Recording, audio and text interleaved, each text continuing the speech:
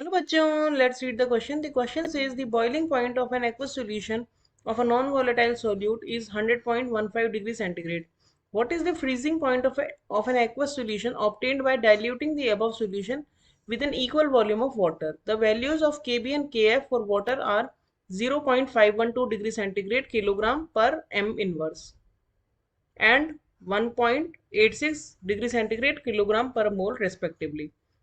Option A minus 0.544 degree centigrade, option B minus 0.512 degree centigrade, option C minus 0.272 degree centigrade, option D minus 1.86 degree centigrade. So first of all, we will check the key concept of the question. The key concept of this question is that delta TB यानी elevation in boiling point is equals to KBM.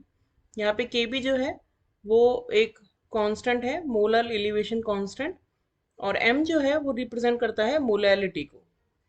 और इसी तरह से depression and freezing point यानी delta TF जो होता है वो होता है KFM।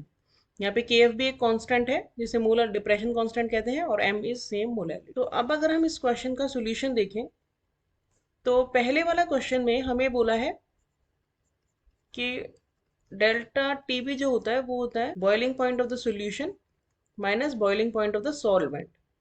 तो हमें सॉल्यूशन का बॉइलिंग पॉइंट दिया हुआ है 100.15 और एक्वस सॉल्यूशन है तो वाटर सॉल्वेंट हो गया, तो वाटर का बॉइलिंग पॉइंट हमें पता है 100 डिग्री सेंटीग्रेड होता है। तो डेल्टा TB यहाँ से निकल गया 0.15 डिग्री सेंटीग्रेड और 0.15 डिग्री सेंटीग्रेड हो गया KBM। तो KB की वैल्यू हमें दी हुई है क्वेश्चन में 0.512 और m की वैल्यू हम यहाँ से कैलकुलेट कर सकते हैं। तो m हमारा हो जाएगा 0.15 डिवाइडेड बाय 0.512, तो यहाँ से आ जाएगा 0.293।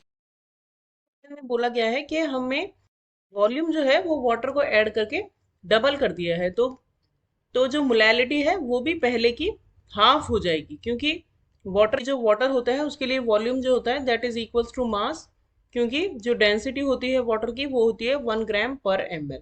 तो क्योंकि वॉल्यूम डबल कर दिया है तो मोलैलिटी जो नई आएगी वो हो जाएगी पहले वाली मोलैलिटी की हाफ। तो यानी 0.293 डिवाइडेड बाय 2 जो होती है ये हो जाएगी नए सॉल्यूशन की मोलैलिटी। तो आप डेल्टा TF हम निकाल सकते हैं KFM से। KF हमें दिया है 1.86 और M हमारा है 0.293 बाय 2। तो यहाँ से डेल्टा TF आएगा 0.272 डिग्री सेंटीग्रेड। तो हमसे फ्रीजिंग पॉइंट पूछा है, जो डेल्टा TF होता है that is equals to freezing point of the solvent minus freezing point of solution. तो यानी कि अगर हमें TF ऑफ सॉल्यूशन निकालना है, फ्रीजिंग पॉइंट ऑफ सॉल्यूशन, तो वो हो जाएगा TF0 minus delta TF।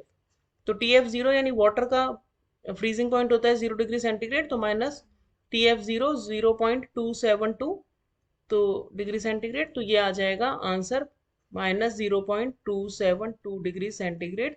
So the freezing point of the given solution is minus 0.272. So the correct option is option C. Hope you understood the solution well. Thank you.